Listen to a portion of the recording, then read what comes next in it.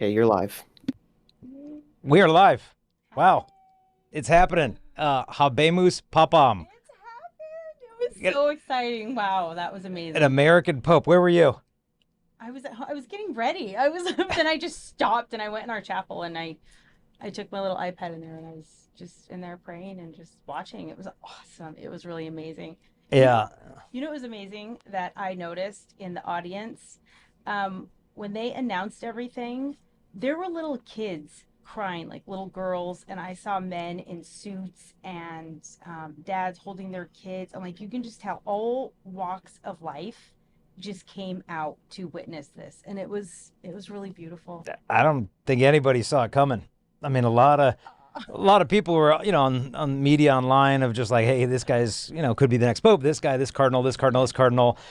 Very few had this guy. I mean, I don't know. I mean, as an American, we listen to our American cardinals when they say, hey, look, like Bishop, Cardinal Dolan said, and it's not going to be an American. We know that. And so I don't know, just for me, for my whole life, I've just never thought. I remember when Pope Francis was elected and they said the name Francis, I'm like, oh, it's Franciscan. It could be Cardinal O'Malley. I know him. That's cool. And then, but with this one, I definitely did not see this one coming at all, an American Pope. I mean, I know Donald Trump tweeted that little image of himself as a Pope. Maybe this is God's way of saying not quite, Donald. I've got something else in mind. But like for me, I had just come out of adoration and then my phone just started blowing up. And then I hopped on EWTN live and kind of sat there for 45 minutes. I'm like, okay, what's going to happen? But wow. At the end of the day, EWTN is always the go-to. Like you know Yeah. something major in the world is happening in Catholic world. Yeah. You go straight to EWTN and it was really beautiful. I started like crying when they announced everything. I'm not Yeah. emotional like that. So I was just I Yeah. don't know, but it was really beautiful. Yeah, and I think we're kind of like most people when they announce the name, we're like, Cardinal who? Like, I mean, I've heard the name, but I know a handful of American Cardinals and I'm very familiar with a few, but this one, I've heard the name, but I really just hadn't done my homework before. So like, I'm finding myself like, I wish I could bilocate in one sense, watch all the live coverage, and two, just jump online and start Googling, okay, who is this guy? Where does he stand on this and on that?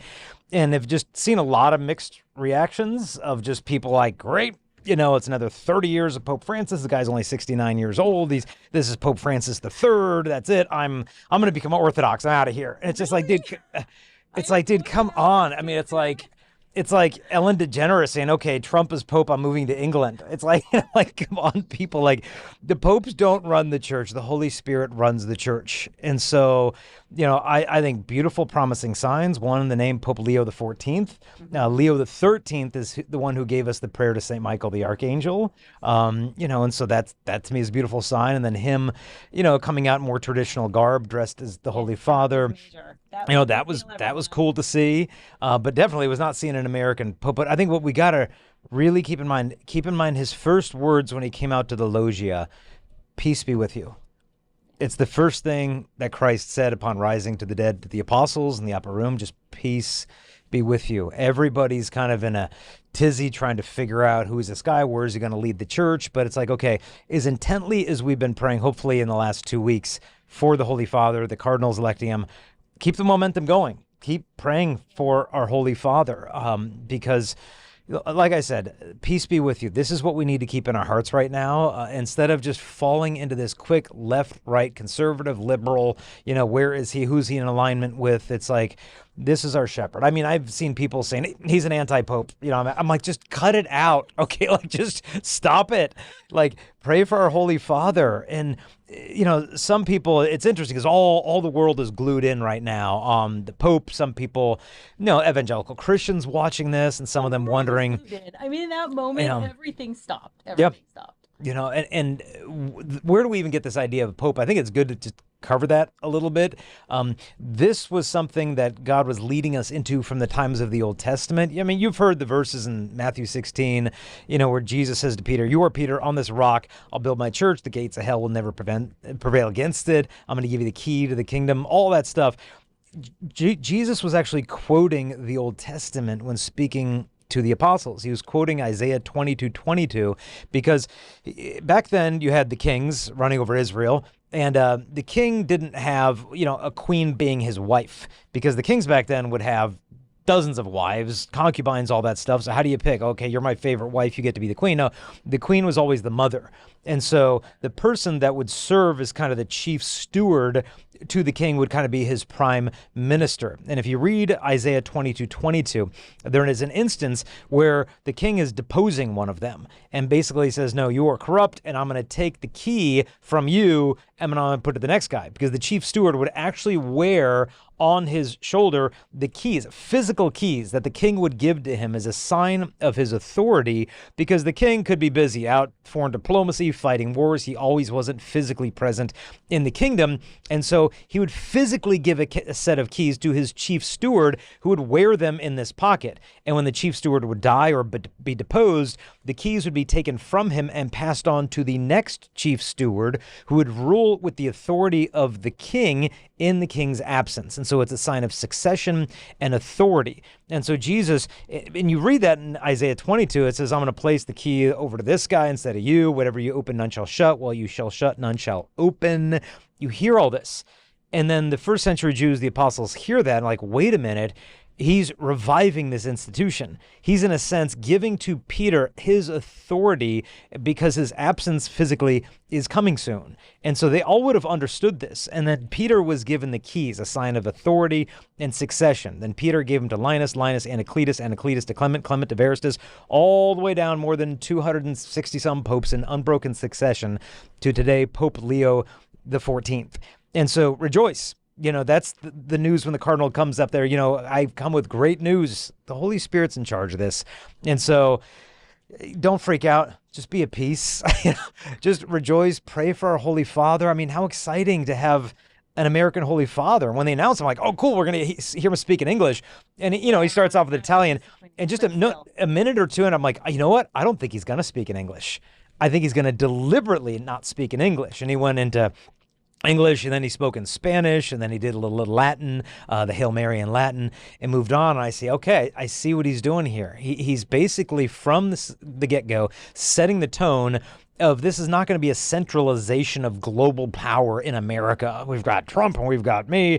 It's like, no, I'm the Pope of the whole world. Yeah, and I want you to relate to me as that instead of the American Pope. And I think, in my opinion, it was probably a very deliberate act to just pass on the English. Let's focus. I'm first the Bishop of Rome to the people here in Italy.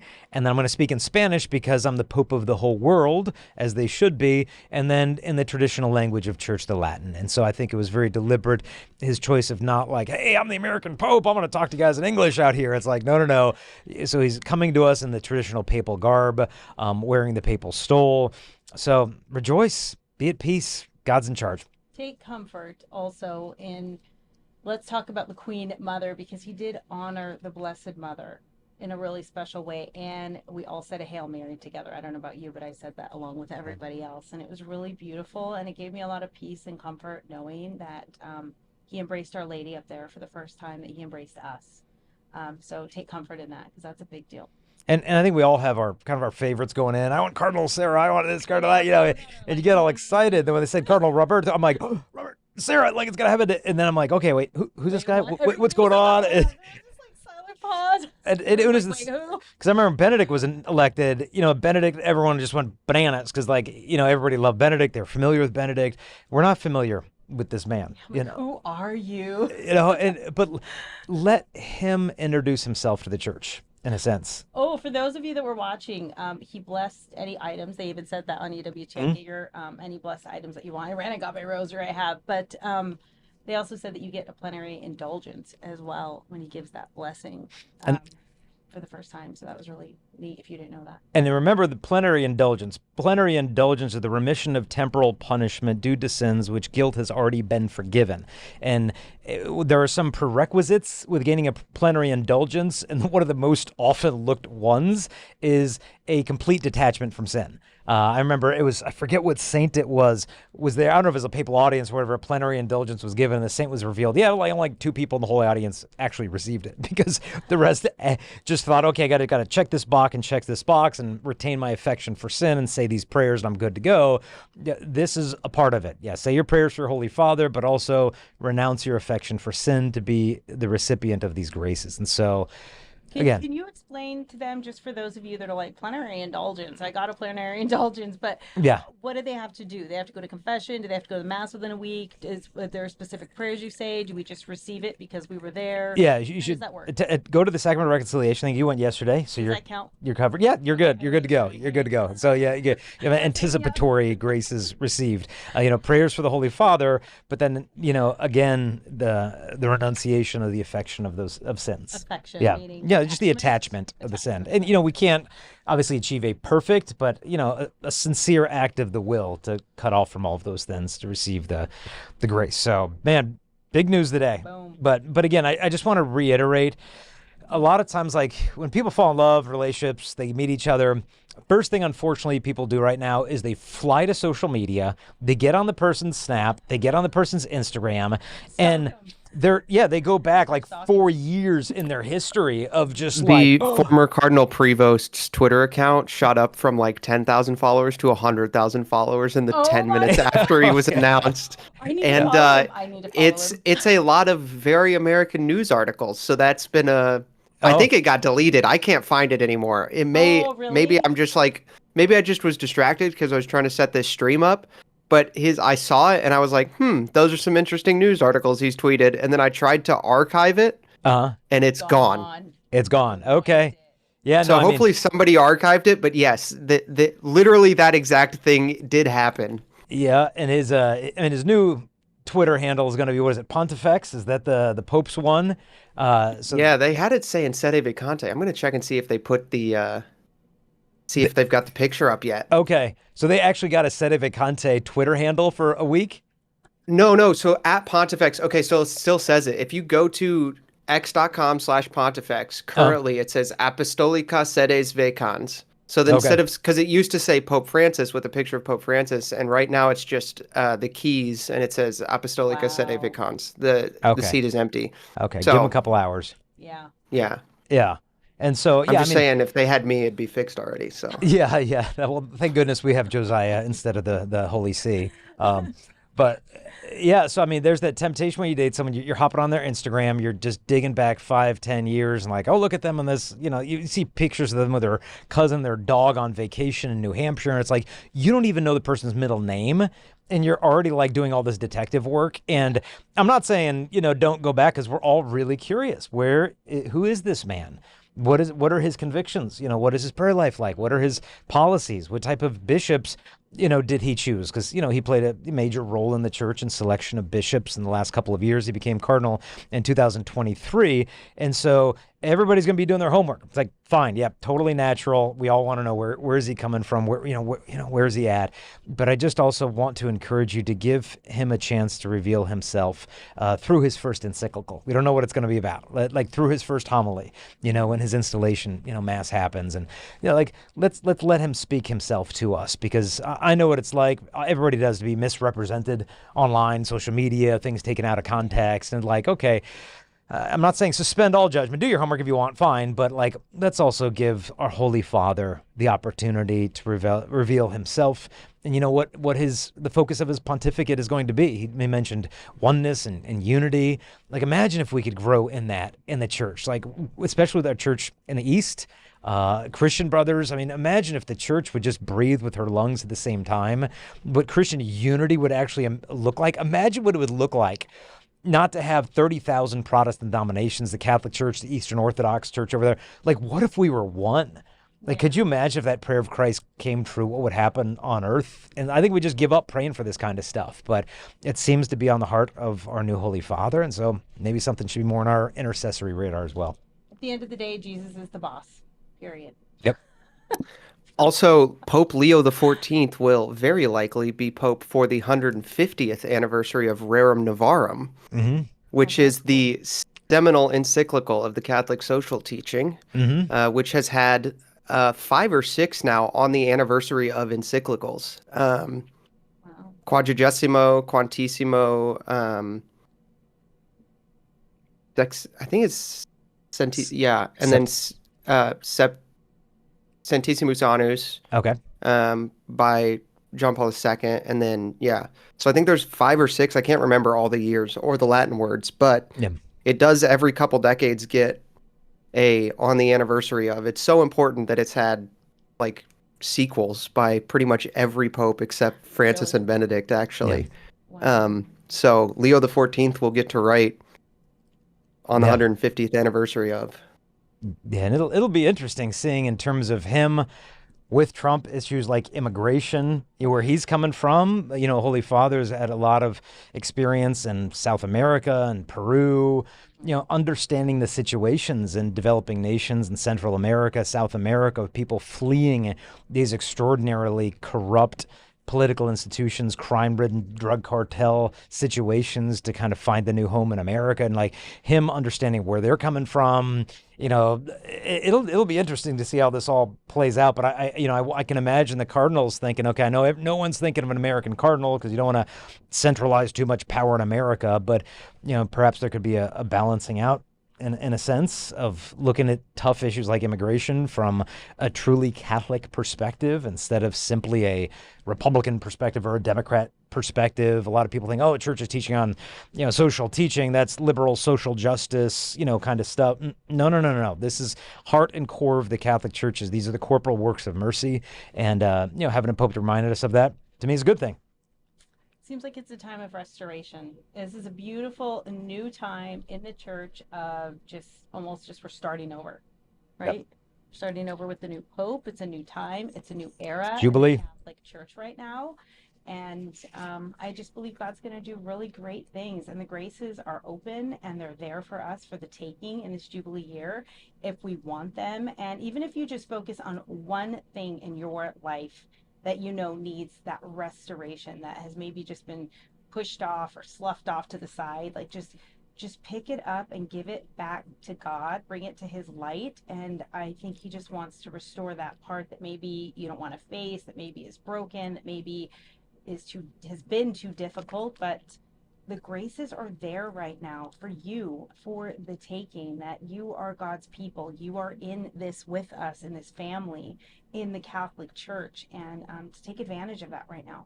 Yeah. So rejoice, be at peace. I just have such a hard time with people who just get so worked up if things don't go their way, if their man doesn't get. It's so unknown right now. Yeah. I mean, we're all kind of like, what the heck's going on? Because if Cardinal Sarah or whatever had gotten, like everybody, I know exactly what to expect for the next 30 years. And we don't. But it's like, okay, sometimes it's God's will for you not to know his will. And as perplexing Crystalina, can you pull your mic up just a touch for me, please? Pull your mic up a little bit.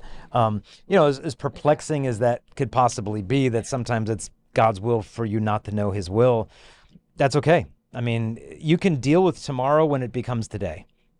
And if you're piling it on, like the Holy Spirit's got the church under control today. We don't even know if the church will exist in 3 weeks because our entire planet might be obliterated and the second coming could happen. Like, so don't get worked up. It's like if you just live like Jesus died yesterday, rose today, and is coming back tomorrow, you're fine. We're good to go. You'll live at peace. So, a principal spirit that the evil one always wants to impress is just discouragement. With yourself, with your faults, with your sins, with the church, with the hierarchy, with this, with that. That's a temptation. That's not just a bad mood. That's like a temptation. It's one you should not only just renounce and reject, but actually rebuke. And so if some of you are discouraged that my man didn't get picked or whatever, it's okay. That's fine. It's not up to you. It's up to the Holy Spirit. And man, you look at some of the popes we've had over the history of the church. I mean, most have been just fantastic. I mean, martyrs and saints and this and that. And there have been some very small handful of really bad apples. I mean, Alexander the Sixth. I mean, you read those lives, it's like, holy cow, man! If the Holy Spirit can guide the church through that pontificate and this one, that some of the ones we've seen, like, we're fine. If we have not destroyed the Catholic Church in 2,000 years, it's just a sign that it's from God. I mean, Roman Empire is dust buried. Yeah, it's gone. I mean, what I believe the ashes of Julius Caesar are in the obelisk that's in front of St. Peter's, that St. Peter himself would have seen while hanging upside down on the cross in that first century. And to now, that is true. And now we've got up in there in those reliquaries on top of the obelisk, relics of the true cross. And now it's just plopped dead center in the middle of St. Peter's Basilica, surrounded by hundreds of thousands of pilgrims rejoicing that the Catholic Church stands after 2,000 years. And Rome is a tourist destination to look at just the rubble that's left of the Roman Empire. So We wear their torture devices around our neck, the Yep. crucifix. I mean, we honor it, we venerate it, we Yeah. love it. So God's Yep. in charge. Jesus is They boss, and do that's have it. cool looking rubble though. Yeah, Yeah, they they have do. awesome looking rubble. Josiah, what are your thoughts? I'm really pumped about Leo the 14th. I read the social encyclicals like white women watch The Office, just on repeat. I start them over again when I finish. Um, and I'll give you a second. Sorry. um, I'm really excited. I think we should. I tweeted immediately like I will die for Pope Leo the 14th, and then I tweeted you will swear undying fidelity to Leo the 14th. So everybody needs to be loyal. Um, I do think that an interesting kind of because well, my job here is to be content director, but a skill that I have that makes me especially apt for that is just my knowledge of internet trends, I guess, or my instinct for it. And I think I agree with everything Jason said. I just think also we ought to give grace to our fellow Catholics who are worried right now Mm. because they have, I mean, we need to be honest and not gaslight them and just be honest that they have a reason to be worried. Because the last time we got somebody nobody had ever heard of, then a lot of them were hurt and pushed to the margins by Mm, some of true. the things that happened. Yeah. And so we ought to invite them and tell them they ought to swear undying fidelity and be obedient. But we also should understand and, in that spirit of what Francis would say a lot of times is go to the margins and try to hear them out. And we ought to hear out the people on the margins who are worried because I think that they aren't, it's not like they're, it's not crazy to be worried, I guess, especially right now. It makes sense why they would be. And I haven't seen anybody gaslighting. I'm not saying Jason is either. I'm just saying that I know that there will be people who will gaslight.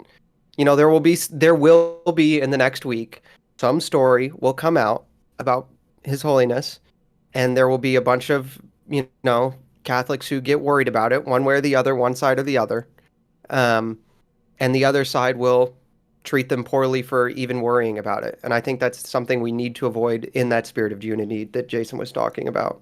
Yeah. And, I'm going to push back a little bit that you should not be worried. Padre Pio said, pray, hope, and don't worry. You can be concerned. You can be frustrated. You could be disappointed. But worry, to me, is an anxiety of the future, of a misuse of the imaginative faculties of the intellect, where you take possible scenarios that have not yet transpired from the future and you make them present today and you lose your peace. And I'm not saying that's what you're saying people should do, but let's not worry. Even if you're just like, oh my goodness, this is not what I've heard some people say, man, this guy was the dark horse and he's the worst possible candidate, whatever. And I'm just gonna, Wow. just it's Freemasonry and the Illuminati have taken over the Vatican for sure now. It's like, okay, all right, you know what?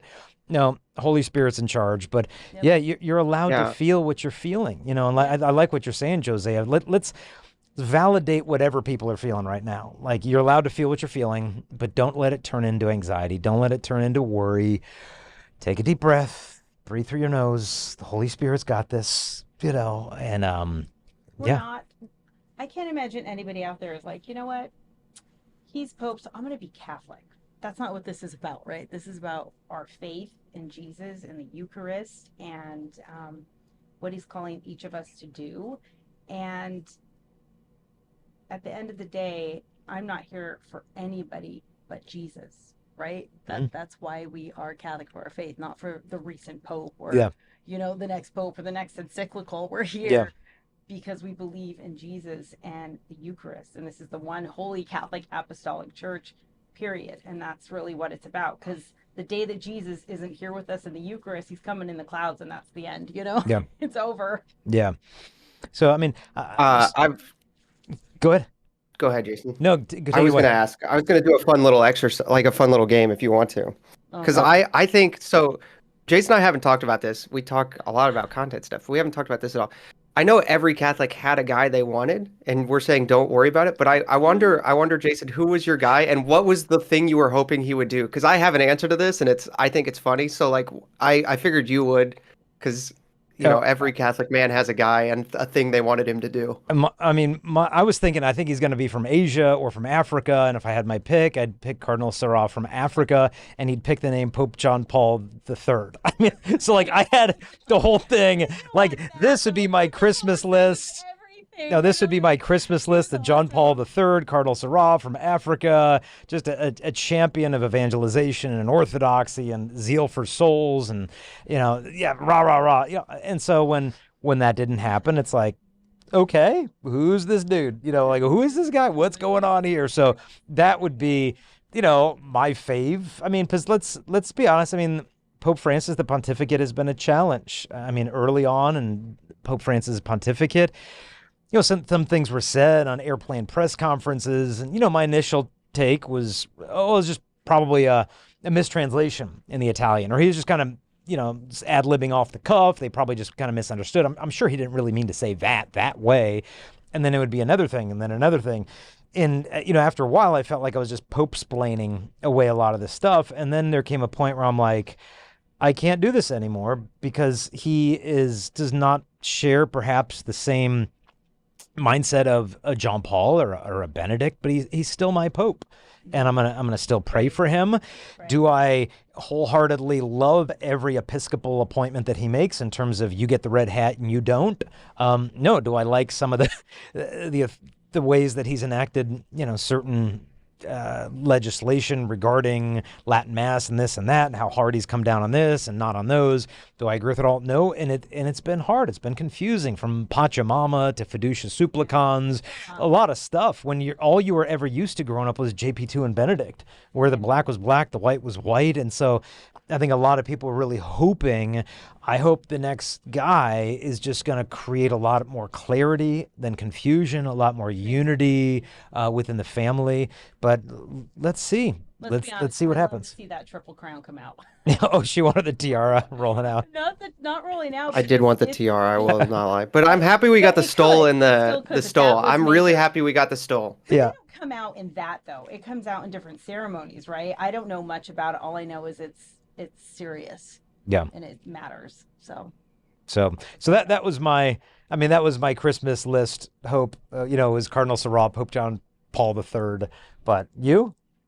I don't know, what were you thinking in terms of? Said it. Oh, okay. She was got to hope for the same. Josiah, how about you? Did you Crystal, get that mic like less than a fist from your mouth for me. I wanted Pizza Baller really bad, and I was kind of hoping my like Christmas list thing was like he would literally declare a crusade and be like, because he's the Latin Patriarch of Jerusalem, and he's over there like, you guys, you have to stop. And I was really hoping he would become Pope and just be like, fine, nobody else can handle it but us. We're going to take it. Every Catholic male take up arms. We're taking the Holy Land back. So that was my Christmas list pick, was Pizza Balling declares another crusade, and we take the Holy Land.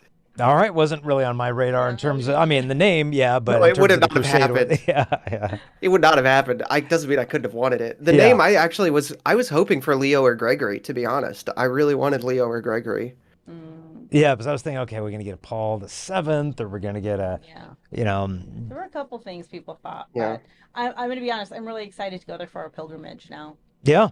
And a new pope, a new time, a new era. It's just, I think it's going to be really beautiful. Yeah, I mean, canonization. I don't think the Vatican's released yet Carlo Acutis' new date, but Blessed Pier Giorgio's, I think, August 2nd or 3rd, I think it is. We're leading a pilgrimage over to Italy. There are, I think we have four rooms left in the hotel. So spots, but this is going to be something really special. So we have two busfuls of Catholic pilgrims coming with us. So if you want to go, just go to jp2trails.com, sign up, bring your family, go by yourself. Doesn't matter if you're going solo or you got the whole fam.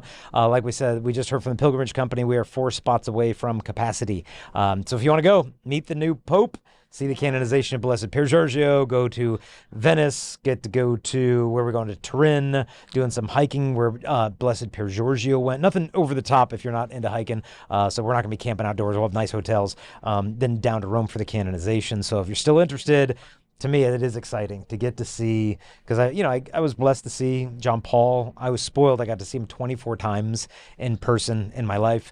Benedict, just on a couple occasions. Francis, I think once or twice we saw him. And then, first time seeing Pope Leo the 14th. Right? It's just weird saying Yeah. Pope Get Leo used the to that. 14th. So, Mhm. It's exciting. yeah. Hoorah. So if you want to join us, join us. There's 4 spots left. So any of you out there want to come? Yeah. But I think it is going to be Um, really, yeah, go ahead, Jose. s- Barron said that they might actually be moving Blessed Carlo to the same day. That's what I was wondering. That would be amazing. How epic would that be? Smart because I mean, all the young people are gonna come out for How cool would Saudi, that so be? That'd be so sweet. Blessed Pier Giorgio's banner on one you side of imagine? St. Peter's. I mean, that would be Yeah, that'd be pretty special. So, that would be awesome. Yeah. come on down with us. Let's go have a Catholic party. Yeah, and there's a new movie out, right? Was it Roadmap to Reality? Blessed Carlo Acutis. Check that out. You can find it. It was in theaters. I think it just came out like a week ago. Oh, nice. But I think you watch it online too. So check that out. Learn about him. But yeah, no, I am curious how this is going to play out in terms of Catholic social teaching with an American Pope and, I mean, sitting down with Donald Trump discussing some of these hot button. I mean, it's going to be dicey. It's going to be interesting with a bishop who has a heart for people south of the border when it comes to how do we integrate these policies in American culture instead of, because I know from my perspective, I obviously vote in alignment with the church teaching on all this stuff, but in my world travels, some of the world travels that I've done have really opened my heart to the complexity of some of these issues. I remember sitting on the plane once with some guy sitting next to me, and he pulls out his phone, and it's a dad, maybe he was about 50 years old, I want to say, and he's got footage of his son who's a Navy SEAL. I don't know if they were allowed to share this footage or not, but he had it on his phone of his son who flies helicopters monitoring border security between Ecuador and Los Angeles, where drug boats will come up in the ocean delivering all these drugs. And so the Navy SEAL helicopter will fly over and announce, hey, cut the engines, you're under arrest. And if they keep going, they'll fire a warning shot. I mean, they've got 50 cal machine guns out the side of this helicopter. And this dad's got the video of his son as a Navy SEAL pilot in the helicopter. And then I think he was just watching Sicario, Jason. Oh, no. This is I'm just kidding. Trust me, this was the real stuff. And so if the guys on the boat don't pull over, boom, boom, boom, they shoot the engine off of the back of the boat because they can pinpoint accuracy on these things. They blow up the engine on the boat. And then if the people on the boat start firing back, that's when they just bury the whole thing. And but if they kill the engine, but the people on the boat don't fire back, then the SEALs jump out of the helicopter and they swim up to this vessel and they arrest everybody on it. And I was asking, so it's just like these drug moles, like bringing up, cocaine or whatever into the border. And the dad was like, no, that's not what's going on. He says, what happens is the drug cartels will go find men in Mexico, totally not into the drug cartel scene or anything, and just say to the man, we know where you will take these drugs. We are going to take you. You will drive this boat to this place in Los Angeles. And if you do not, we know where your wife works. We know where your 4-year-old daughter goes to preschool, and they will not come home today. And so this man is now forced to be a mole with other men whose wives and children will die and be kidnapped or raped or whatever if they don't deliver the drugs. And so these men will take these boats up, and now they're dealing with Navy SEALs shooting at them. And if they're not, and if they get arrested, they first get put in an American prison, then deported down to a Mexican prison. But if they do not comply with what the cartel wants, that their family is just slaughtered and abducted and disappeared.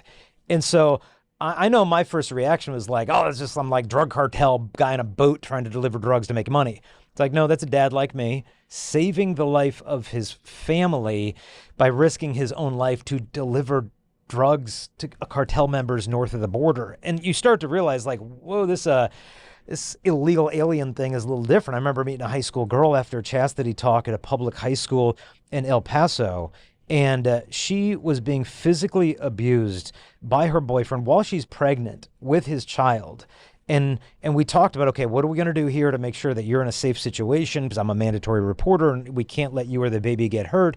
And she said, well, I haven't told anyone because if I turn him in for the abuse he's doing to me, then my family and I will all be deported to Juarez. And in Juarez, the drug cartels are just decapitating people. And if I go down there, much worse things are going to happen to me and my family. And so I'm afraid to tell anybody of my abuse because my entire family will be deported and all this. And you hear this from a firsthand perspective of like, wow. And thanks be to God, I was able to connect her with a group that could get her to safety, without having all the suffering that she was afraid would happen. We were able to get him away from the guy.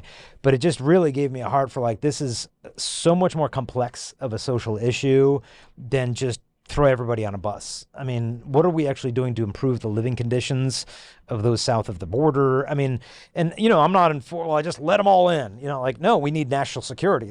We can't be just wide open borders to let all the terrorists and whatever come in. But I think the Holy Father will help to bring a more truly Catholic perspective to these very difficult issues that are not answered by simply Democrat or Republican, left or right. There's church wisdom in her social teaching. And so one of my hopes and prayers is that, he'll be able to bring that into bear into the whole situation. So sorry for the long rant on the whole stuff, but just some of the stuff that I've seen has kind of opened my eyes to the complexity of some of these issues that I think a Holy Father with a heart for those in Latin America will appreciate. And everyone just stop and pause and say a glory be or a Hail Mary for our new Pope and our church, and Thanksgiving that God has made his choice. And we honor that. And he's going to need our prayers, and just God's will be done. That's all we can do is just God's will be done. Yeah. And no matter what, do as much research as you want on who the Pope is. But if you're losing your peace, you're out of the zone. Yeah. No matter what you find, and say, I can't believe that he appointed this bishop to that, and he handled this scandal case that way, and he did this, and he said that, and he didn't say this when he should have said that. Like, as soon as you're losing your peace, you're not where God wants you. Sometimes you get watching podcasts where it's just like so much doom and gloom. Just look at the place that your spirit is in after that. It's fine to have righteous anger. Jesus had that. He was flipping over tables. But even in the midst of Jesus flipping over tables, I don't think he lost his peace, as strange and mysterious as that sounds. And so no matter what you find, no matter what you dig up, whatever, don't lose your peace. Holy Spirit's got this. He's had it for 2,000 years. I think it was, what was the guy's name? Goebel, I think, was like a press secretary or something to Adolf Hitler. And I remember there was a dinner or banquet going on at the time of Goebbels was the guy's name. Yeah. Like a propagandist. He was like the head of propaganda for Nazi Germany. I remember there was a situation where there was like a Nazi dinner banquet. And I think he took like a glass of wine and said that they're going to destroy the church, like this glass of wine. And he threw the thing apparently against a solid wall, and the wine glass hit the wall, landed on the floor, bounced a few times, and did not break. So let that kind of sink in. So, God's in control. So, but Josiah, any other thoughts before we pivot to take on some calls of people that have been waiting? Or emails? Well, we have an email we can get to. If you guys want to super chat, we'll get to your questions. You can also join the Discord to call in. The link's in the description. I think one thing I read the social encyclicals and the compendium pretty regularly. And I think one thing I really do appreciate that he's going to focus on the Catholic Church's social teaching. I think it's neither left nor right. It's distinctly Catholic. Mm-hmm. I think also I think that the big question is going to be I hope that he gives this like I don't know. I am actually I actually, for the same reasons as you, Jason, I'm a little worried. I think we differ a little bit on that specific issue, but that's fine. We can get to the questions of the audience. So well, no. Let's hear where you're coming from, Josiah. Because like concerned to me is fine, and I think there's potential. There's a lot of people exactly where you're at right now. Yeah, we need to speak into that. I don't want to avoid it. My concern, I think, that people, when they talk on immigration in the U.S. specifically, haven't looked at the data, and don't realize that immigration in the U.S. is a life issue, but not in the way they think. Latin American immigrants to the United States vote 60% Democrat first generation and over 70 second generation. And the Democrats have explicitly said that they want to, on multiple occasions, want to bring these people in as a voter base. Hmm. Um, so my main concern, as much as, politics is a really complex system, there's no issue that is isolated. My main concern on immigration is that people think of it as we have to be, excuse me, we have to, you want to be kind and you want to minister to the poor. I fully agree with that. I think people don't realize um, that currently in the United States, we've had 30 million illegals, that if they were naturalized or if they're not deported and they have children, then the Democrats will, like, we can kiss ever making abortion illegal in the country goodbye. Um, and so I am actually a little bit concerned on what his immigration stance will be. Um, Not out of like a Republican Democrat thing, but I think the data bears out that if we don't get it under control in this country, then we actually can't ever win we can't ever hope to save the unborn. So, Yeah. And one thought on that is those people coming across the border, their number one issue would be immigration. When in reality, I don't think that they're staunchly Democrat in the sense that they might be more likely to be pro-choice, or more left-leaning in terms of their politics. It's just that one issue is kind of dominating. But so to me, these are people who, other than the issue of immigration, I would imagine would tend to vote much more right-leaning on all of the other issues because they tend to be at least cultural Catholics, and some of them extremely devout.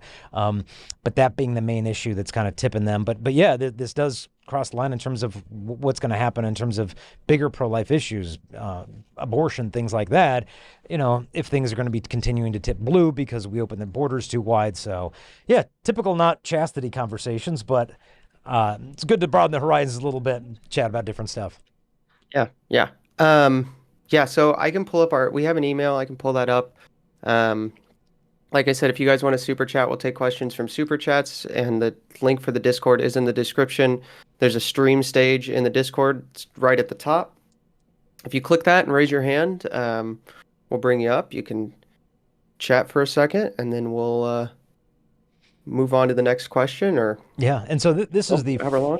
first ever of our live Q&As. We're hoping, God willing, to do them on a regular basis. But the idea is that you can email live@chastity.com and follow the instructions Josiah's given you in terms of calling in with a question. But it can be anything on today, papal election. Obviously, that kind of supersedes any other chastity-related topic. But if you do have a question not related to Pope Leo XIV, and you're wondering, well, why does the church teach this? Or I need some dating relationship advice, or how do I know this guy's the right one for me, or how far is too far? Why does the church teach what she teaches on gender, same-sex marriage, contraception, pornography? How do I break free?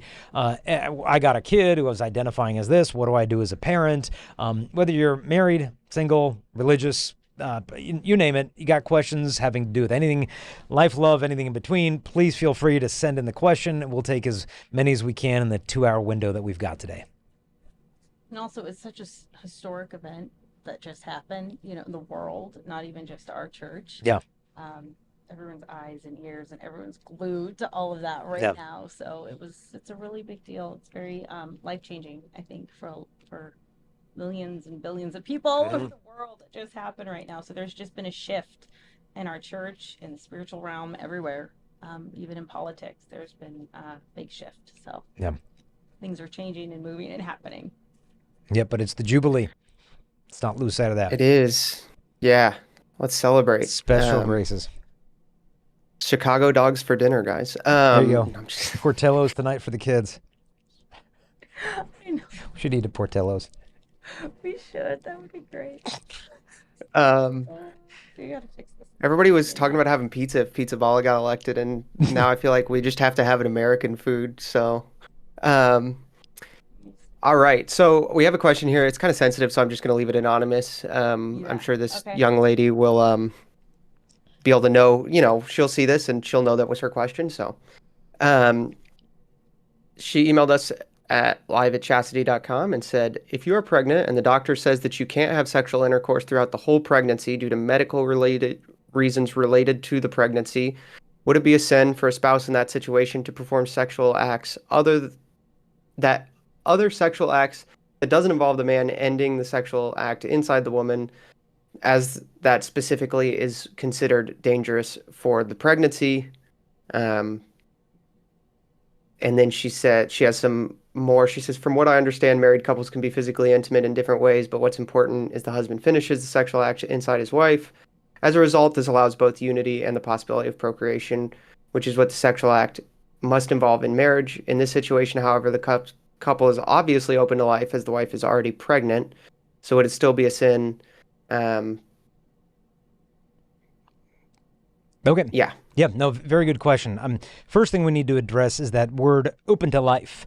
In Humana Vitae, the Latin actually says ordered towards procreation. What's the distinction? Well, I could be generally open to life, meaning, we're currently expecting, and so we can just do whatever we want in terms of other sexual acts during those 9 months. But is that ordered towards procreation? Is the sexual act oriented in the way that would naturally give life, or is it a disorder from that original design of God for the way that the sexual act should take place? This broader interpretation of open to life, some people could say, well, look, we've got 8 kids, we're open to life. So if we contracept a little bit here and there, aren't we still open to life? I mean, in the broader general sense, we're open to life. You could see how this could be misinterpreted. What if I tried that with other parts of the wedding vow? I'll enter into this freely except for the times I coerce you, or I'll be faithful to you except for the times I won't be faithful to you. It's kind of an all or none kind of thing. And so would it be a sin? The answer would be yes. And so you'd be thinking, oh my gosh, well, how unfair could the church possibly be? Well, 2 thoughts. One, I would recommend getting a second opinion from different doctors. Some doctors will tell you, you need to have a C-section. You need to get your tubes tied. You need to go on birth control. You need to do this, and there's no other way around it. I heard like in Brazil, it's like 90% C-section rate down there. It's not because Brazilian women are incapable of a natural delivery. It's because of the way the medical institution works down there. And so in the same respect, I would try to find like a NAPRO technology doctor. If you just go to One More Soul has a website, OMSOUL, I think it's .com, .org, I don't know. So One More Soul's website, look up the NFP only directory and see if you can find some other good Catholic OBGYNs in your area, because they might be able to say, no, your doctor's advice was too rigorous and this is not the situation that he's saying it is. Or they could say, no, your doctor is spot on, and this could cause some complications in the pregnancy. And so what do you do in those circumstances? Well, it is not necessary to engage in a sexual act in order to love your husband during this time. In fact, it would be an act of love to mutually agree upon not engaging in sexual acts during this little season you have before the baby's born. And that might be like, oh my goodness, that's 7 months. Can we not be sexual in any way?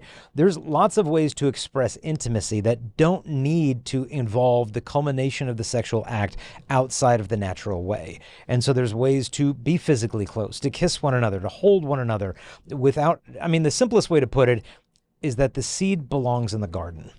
In other words, the climax of the sexual act should take place in the way that God has ordained for that to take place. Instead of saying, well, no, like we can't exist for 9 months without sexual release in that way.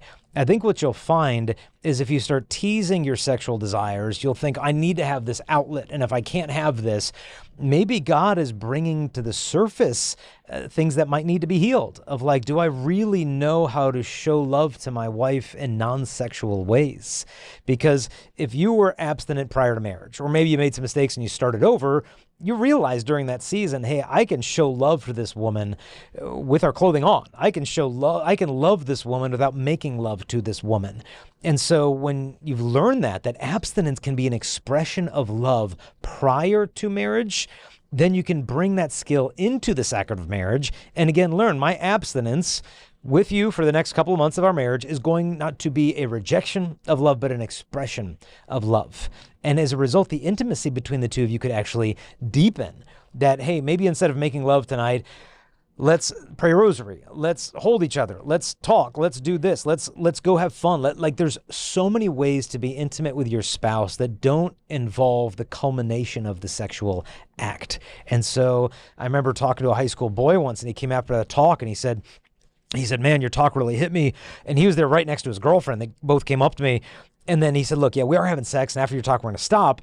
But he said to me, look, if I can't have sex with her, what am I supposed to do with her? I'm like, exactly. He's like, what do you mean exactly? I said, okay, well, now you have to learn that. Now you have to show love to her in non-sexual ways. And if you can learn how to do that, your intimacy will deepen. And so that's what I would recommend. As difficult as this may be, this could be God blessing you. And take this cross and offer it for something specific. We will offer up the next several months, because if in fact the medical advice given to you is sound, then say, we will offer this up for the vocation of this child in my womb. Like now you got a name to that cross. Now when it hurts, now when it stings and you want that intimacy that you can't have because it wouldn't be in the best interest of the mother or the child, I can offer up that up. And if I can't, and it makes me bitter and resentment and pouty and petulant and angry and controlling because I can't have my release, maybe God's saying, I'm going to meet you in that wound. I'm going to meet you in that craving because there's something there that I want to heal. Let him meet you there. Don't see this as like, I can't be close to my husband. This is an opportunity for you to grow close to your husband in a new way. It's a bit of a honeymoon, but you need to draw upon the graces of the sacrament of marriage to get through this next honeymoon so that you can have a new wedding night that's going to take place, in due time after the delivery of that baby. And so this is a unique cross. Christ wants to meet you in that cross, but don't give up. Don't get angry at the church. Don't get angry at God. Let God meet you in that cross. So that's a rant. What do you think?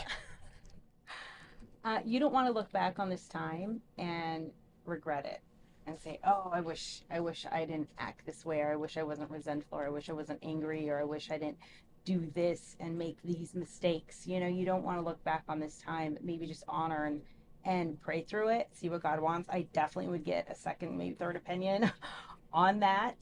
But if that is the case, there's a reason that God is allowing this and this suffering and this cross, but there can be tremendous graces through that. And what I find these days, and I've done it myself, I'm completely guilty of this, that when you get these sufferings that you're just like, oh, and you can't get rid of them, like, this is your cross, there's no other way, and this is, you're going to go through, and you're going to get through it either embracing it and walking with God, or you're going to get through it by pacifying yourself with things that are not good, that are sinful, that in the end you end up regretting. And there's always a way to deal with suffering, and it's always up to you. It's always up to the person how they are going to manage the suffering in their life. And half the time people medicate, they drink their way through it, they binge on Netflix through their suffering, and they lose all these abundant graces, the growth, the change that God is trying to help people with. But at the same time, if you can pick up that cross, if this truly is what God is asking you to do right now, I'm telling you, you can't even imagine the graces and the abundant closeness that maybe God is asking of you and your husband to walk this way. And no, it's not easy. I would absolutely hate that. I get it. It's hard. But at the same time, look at the intentions and how you handle and walk through this suffering, because in the end, it matters. And there can be just gifts of abundant graces at the end that God is asking you during this time of suffering that he'll give you in the end. And you're not alone in this. To understand that there are many other married couples wrestling with abstinence in different ways. Let's say you've got I was bedridden for 7 months with one of our children. I mean, not 7 months, at 7 months. Sorry to interrupt you. No, good. At 7 months, I was absolutely bedridden with Luke. Mm-hmm. And I mean, there was no, we were just completely abstinent. We had to be, because I was so hurt. I couldn't even move. It was terrible. And so these things do happen in pregnancy. When you give life, a lot of the times there's massive sacrifice with that. Yeah, and to be honest, there's been long seasons in our marriage of abstinence because, sometimes the complications with pregnancy before or after, I mean, months and months and months and months. We have 11 children, everyone, okay? We have 11. We have 3 babies in heaven and 8 children. And we've been married how many years? Coming up on 22 here. 22 years, okay? That is a lot of pregnancies and late nights, and a lot has happened, but that's your partner. This is who God gave you to go through those ups and downs and those peaks and those valleys, and it's not always going to be wonderful and happy and you're always connected, but those are the times you just have to fight through, and for you that's where you're at, and you got to fight. And think of the people that you're with on this cross. I'll just give a couple names. Like, imagine someone right now whose spouse has left them And they know this was a valid sacramental marriage. And the spouse is gone, just flew the coop, did whatever. And now this person is single and knows that they're in a valid sacramental marriage, and they're called to chastity and abstinence and singleness for sometimes years of waiting and praying for the conversion of that spouse. You've got people in the priesthood, religious life, who have vowed celibacy and to practice that for an entire life, that might be going through aches of seeing these happy married couples in their parish, but, a 35-year-old young priest, and just feeling that ache of wanting maybe a wife and family, but being able to say, but Jesus, this is my body, given up for you, being able to say that for the church in his own life, in his own sexuality, living the Mass, not just celebrating the Mass. Just think of other couples like yourself in a similar situation and unite yourself in realizing that God is offering you a particular grace in this cross. I read today, reading stuff from Padre Pio, all his personal letters, and he said, whenever Jesus really wants to show him that he loves him, he just visits him with a crown of thorns and the nails and crosses. When Jesus wants to tell me he loves me, that's what he does. He gives me suffering. And I'm like, you read that, and it's like, oh, it's kind of messed up. Why can't he just give you a hug or whatever? But Padre Pio is next level stuff. But he knew that when Jesus really wanted to express his love, he'd visit him with the cross. And so Christ crucified is visiting your marriage. Receive him in this kind of distressing disguise, so to speak, as he's coming to you. Realize you are not alone in this suffering. Many people, and this is why the crosses of the religious life, priesthood, religious life, the crosses tend to be very visible, but the joys are hidden. In the married life, the joys are very visible. Our kids and their little league games, all this stuff, but the crosses are hidden. And so your hidden cross is shared by you by lots of other devout Catholics around the world in one way or another. But don't let the fact that the crosses are often hidden make you think that you're alone and this is unfair. It's like, expiration date. Yeah. Yeah, it's not to the suffering, Most people don't. Yeah. Most people don't have an expiration date and be like, we're good in September. No, the half of the weight of the cross is the mystery of it. And so for some people, it's there's singles out there who are really solid, devout Catholics who've been waiting for a godly husband or wife to come along. And they're, 39 years old, and they're still waiting, and just God, are you going to ask me to be celibate for the rest of my natural life? I don't know, but I'm going to give you today. You don't have that. You don't have, the celibacy for a lifetime. It's can we make 7 months? Can we do this? Yeah, we got this. We can do it. And so just to speak a word of encouragement, and you have a good heart. You want to be close to your husband. You want to love him and make him feel loved. But God is just calling you to kind of a next level of sacrificial love. And I'd say stay with frequent confessions, right? Yeah. In Eucharist, frequent reception of the Eucharist. And will help you. There are weapons. And just be careful, because it's almost like you need to have dating advice of well, how far is too far? Can we still do this? Can we still do that? What I found in my relationships with girls, dating was the more pure you were, the easier it was to be pure. The more we kind of sat on the fence, I won't do that, we'll still do this. It got really difficult. Now it's obviously more challenging for you because you're allowed to share a bed. Yeah. And you want to kiss goodnight and you want to cuddle. And then, you're used to one thing leading to the next. And it's okay, well, how do we guard the innocence of chaste married love? What is that culture of what John Paul talked about of conjugal chastity? What does that actually look like, of this new reverence for each other and guarding the other person's soul? And so, go into prayer more as a couple, and try to avoid getting so revved up that you're having a slam on the brakes and you're going too far. And it's weird to speak about this in marriage, but talk to Saint Joseph. Imagine being married to the most beautiful woman who's ever existed, and being pure and chaste. Saint Joseph, most chaste. That's how we honor him. When you do the divine praises, chastity is the one virtue associated with Saint Joseph. And so spend some time on that, talking to Saint Joseph, the Virgin Mary, that they were able to live a celibate marital relationship. Wow, you're being drawn into a level of purity known by the Holy Family itself. Quite an invitation. So spend some time chewing on that in prayer. Josiah, any other questions written down out loud through the Discord server? We have somebody raise their hand in the Discord server, so All right. We can take their question. Hold on just a second. Lance, I think you're there. Yep. So we have Lance here. Hi, Lance. Hey, Lance. Hello. My question was if you had any advice on having a good image of God. So I know that God is a good father, but some reason my motivation to not sin is because I'm scared of punishment instead of wanting to do good out of love. So yeah, that's my question. No. Good, deep question, Lance. I've heard it said that our relationship with God the Father begins where our relationship with our earthly father leaves off. And so if our relationship, and I'm not saying this is the case with you, but if our relationship with our earthly father is one that's really performance based, like I got to get straight A's, then he's really proud. I got to land that job, then I feel his affirmation. I got to hit that home run. But then like, man, nothing I do ever seems good enough for my dad. And it just seems like this kind of distant, authoritarian father who's impossible to please. Oftentimes we project that upon God the Father. That might not be our earthly father's intent to do that. He's just kind of rejoicing when we do well. But many men don't grow up with a dad who just looks at you and say, you are my beloved son. With you I am well pleased.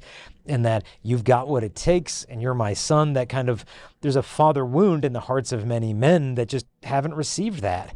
I mean, how many guys out there, I remember speaking at a men's conference, and there were probably 2,000, 3,000 men in the audience. And I said, how many of you were blessed by your father, where he physically laid his hand upon you and blessed you in the name of the Father and the Son and the Holy Spirit? How many of you got that from your dad?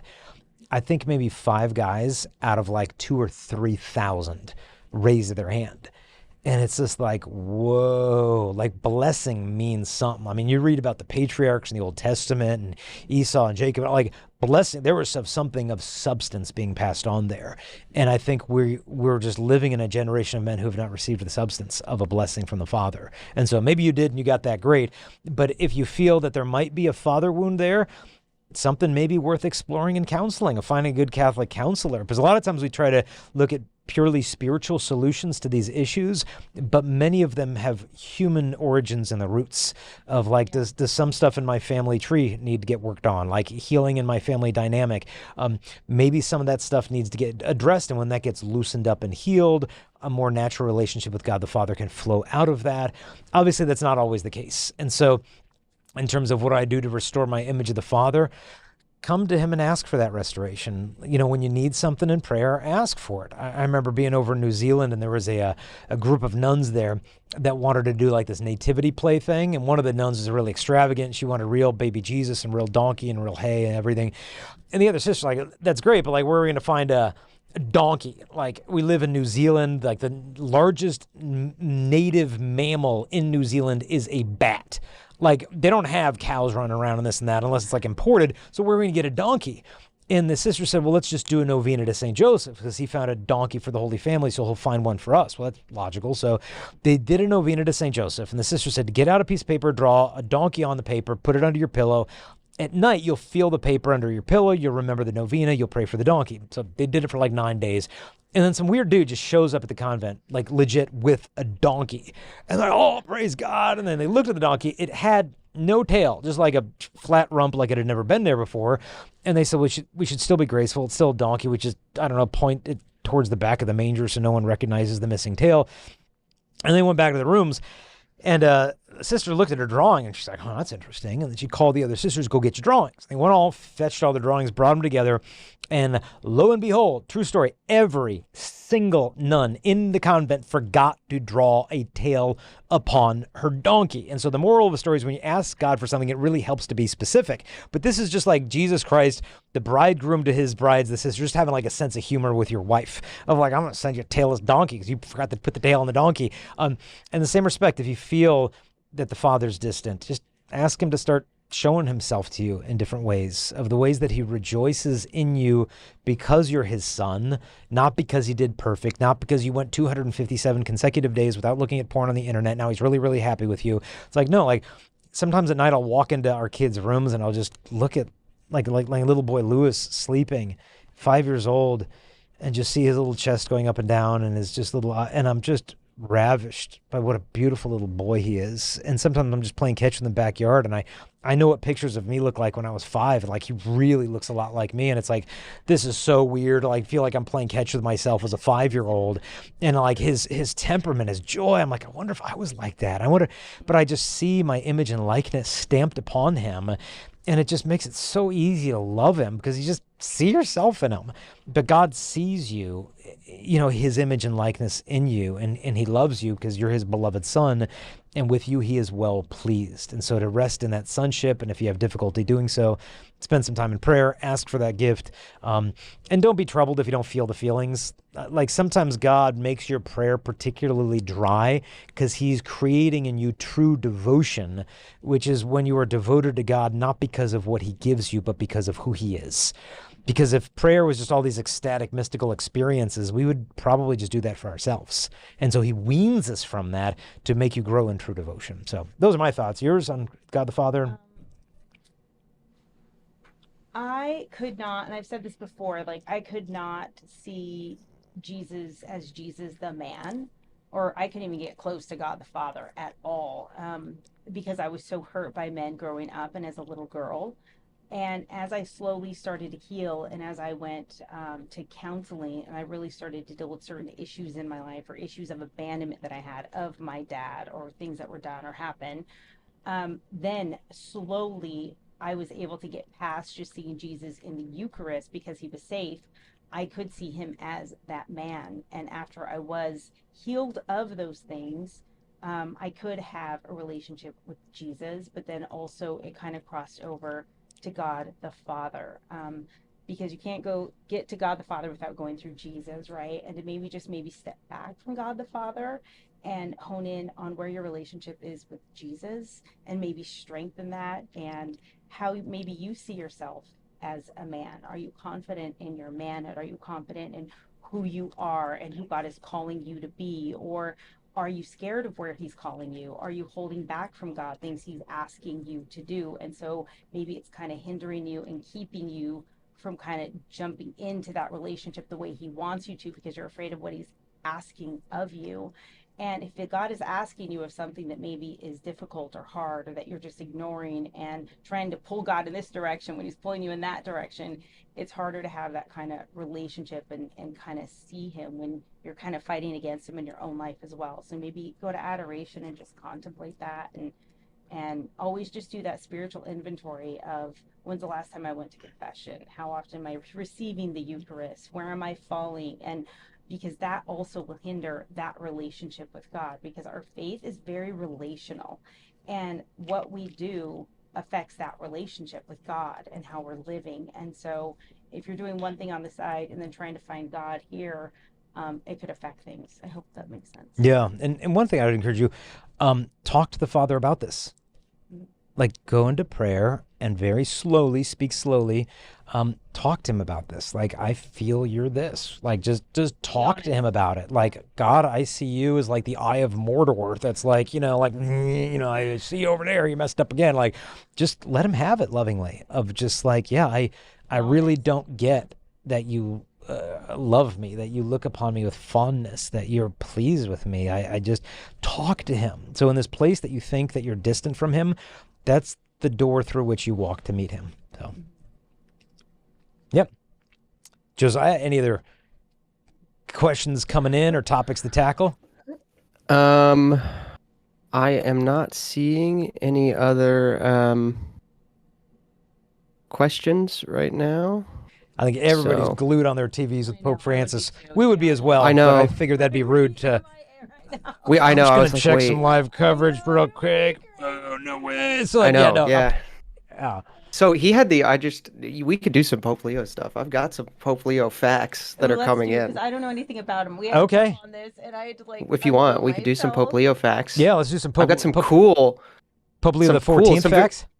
Pope Leo the 14th facts, dude. Oh yeah, let's hear it. So here's one I just saw. Okay.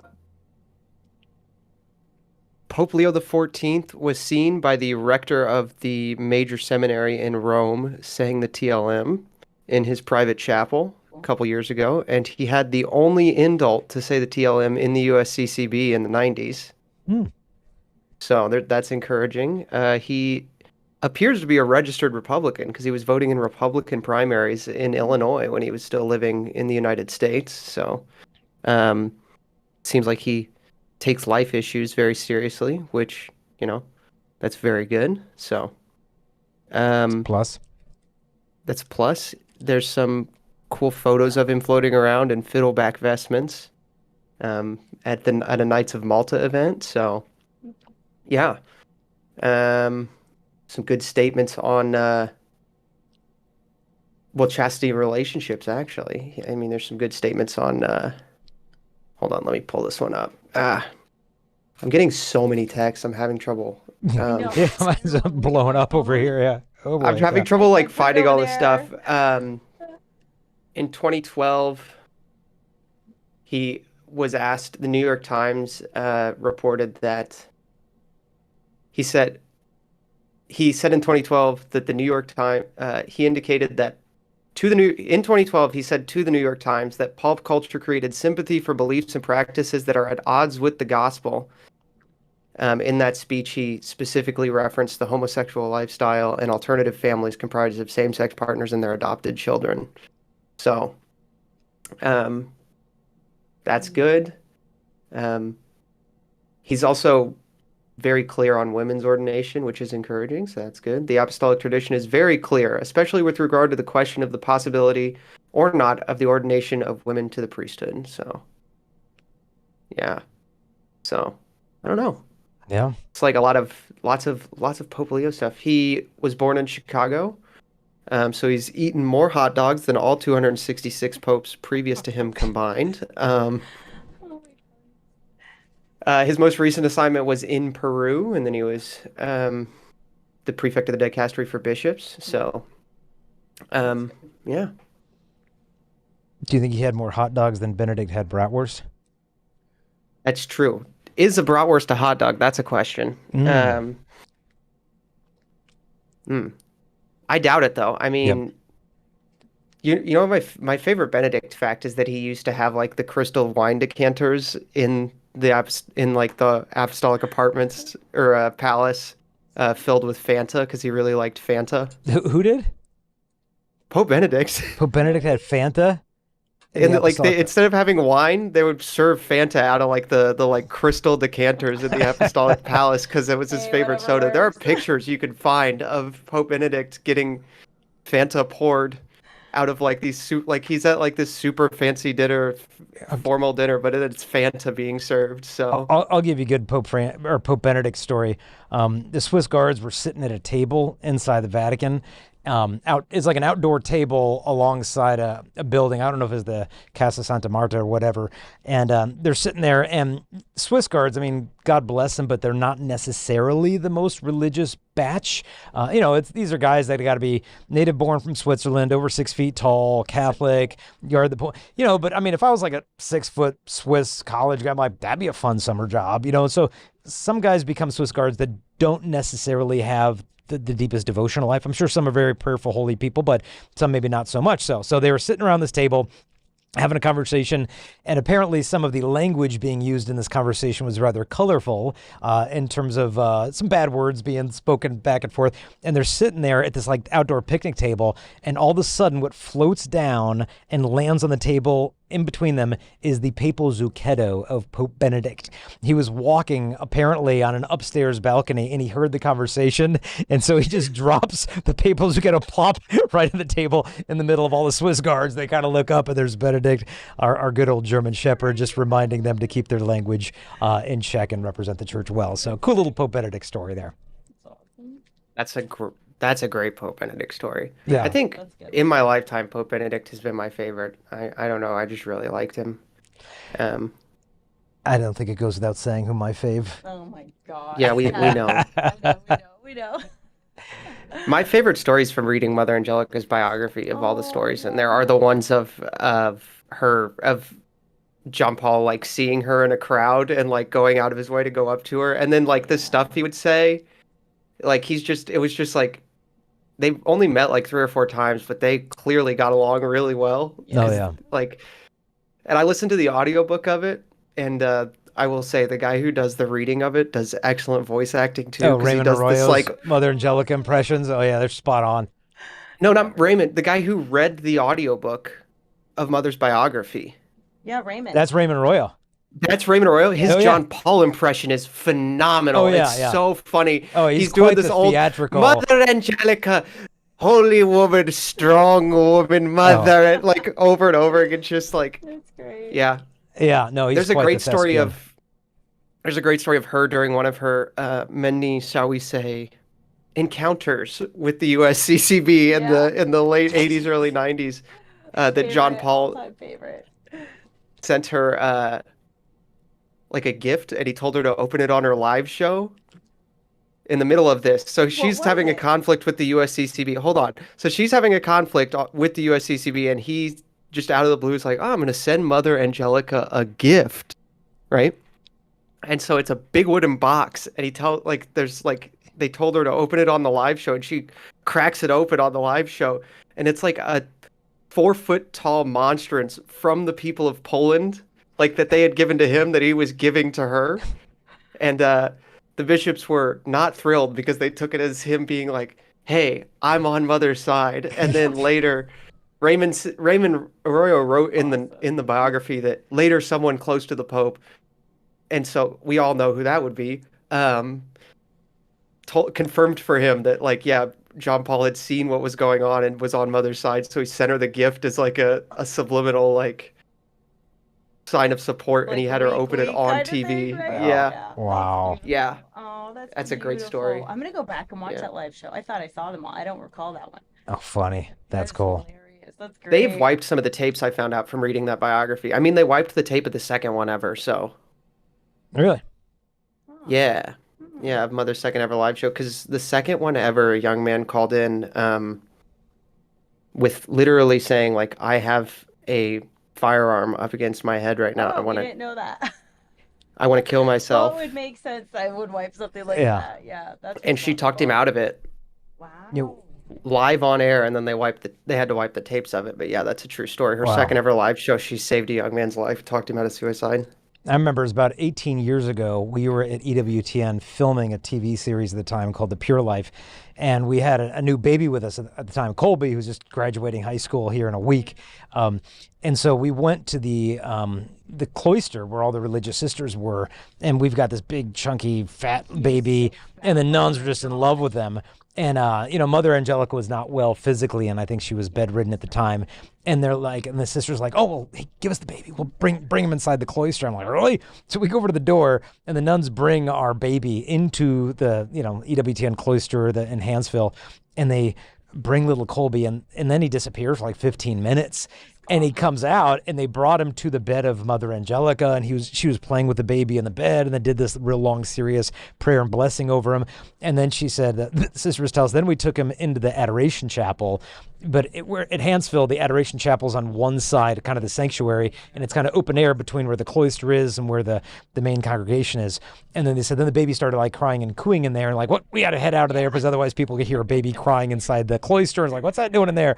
So they brought him back. But yeah, so Mother, she was awesome. She was a straight shooter, man. If you have not been to the Blessed Sacrament Shrine in Hansville that Mother Angelica built, it is something Divine. to behold. Yeah. It is magnificent, and you could just go there for pilgrimage. It is my favorite place on earth. I've been to so many places around the world, and that hands down is my favorite. And it's something that needs to be put on a bucket list of visiting in a lifetime. So it's beautiful. Have you Absolutely. been there, Josiah? I have not, Oh, you need unfortunately. to. It's I know I unbelievable. want to. She's tapped me on the shoulder a couple times and told me to come down there. I just haven't gotten the chance to. Yeah. Um, People get so worked up about gorgeous churches, but it's like Judas, like all this money could have been spent on this and that. What are you doing? The reason why churches were so beautiful in the Middle Ages is people knew that was a house for the Blessed Sacrament because they knew what the real presence was. And if you know what the real presence is or who it is, you build a house fitting for that.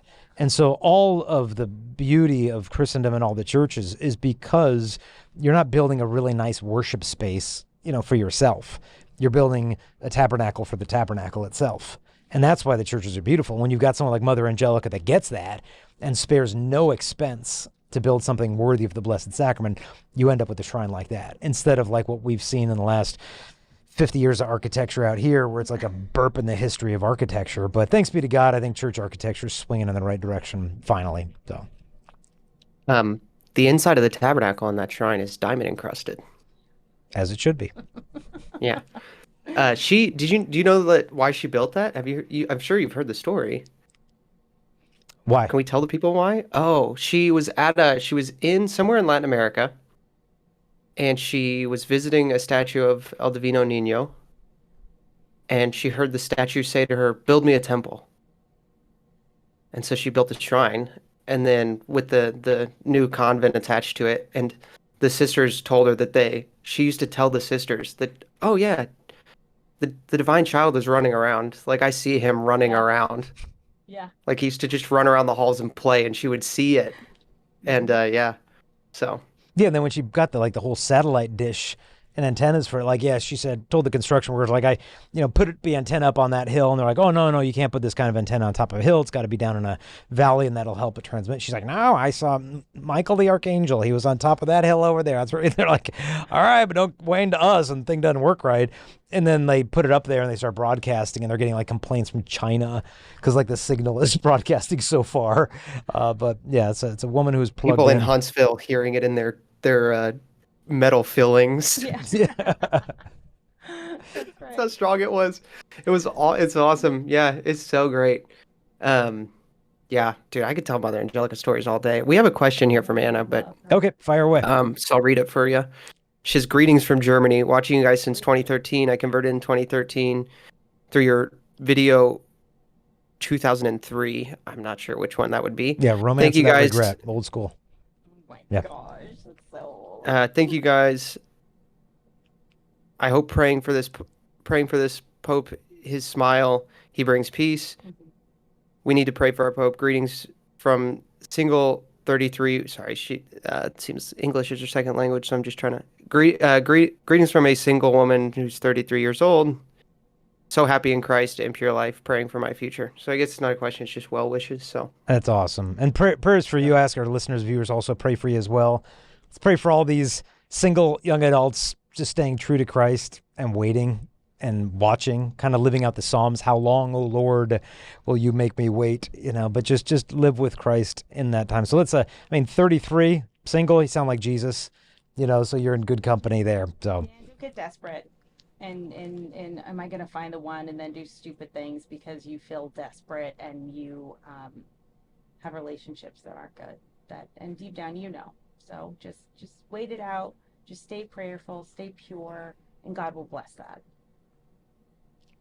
And so, and anybody watching, listening, just want to remind you can submit the questions through the Discord server. YouTube comments, can they do it that way, Josiah, or the email? yeah, What are the you best put it ways in to the submit YouTube questions? live stream. You can. The best place would be to join the Discord and come join the call. We're taking call in, so you can talk on the stream. But if you want to put them in the live chat, that's fine. Email live@chastity.com.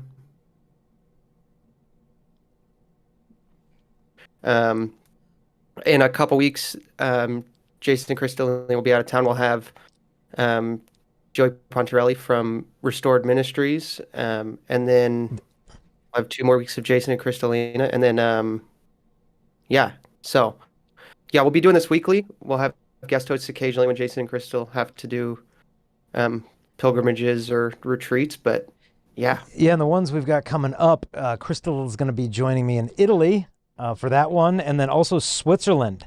They still got spots open on the Switzerland one. Yosemite, if anyone wants to come, is still open. That one's in a week though, so you got to feel kind of spontaneous if you want to hop on that one.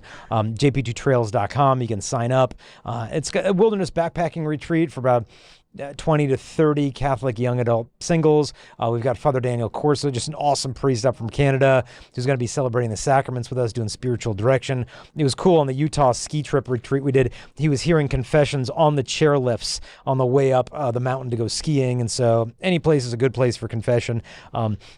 And so Switzerland is coming up in mid-June. So I think we're like 5-6 weeks out from that trip. So we're going to be flying into Zurich, driving to Lake Lucerne, and then staying at a base camp, and then taking a bus to do different day hikes around the most scenic Swiss Alp lakes and mountains and rivers and streams imaginable. So if you want to kind of go on an epic Catholic wilderness backpacking retreat and learn St. John Paul II's writings on love and responsibility, you can sign up for the Yosemite one. Paul J. Kim is hosting one in Austin in about a week and a half as well. So it's all going to be going down on the birthday weekend of St. John Paul II. His birthday's May 18th. And so that weekend we've got 2 backpacking retreats. Then mid-June is going to be Switzerland. Then late July, heading over to meet our new American Pope in Rome, Pope Leo the 14th. What a good name. I like the name because I was thinking, what is he going to go with?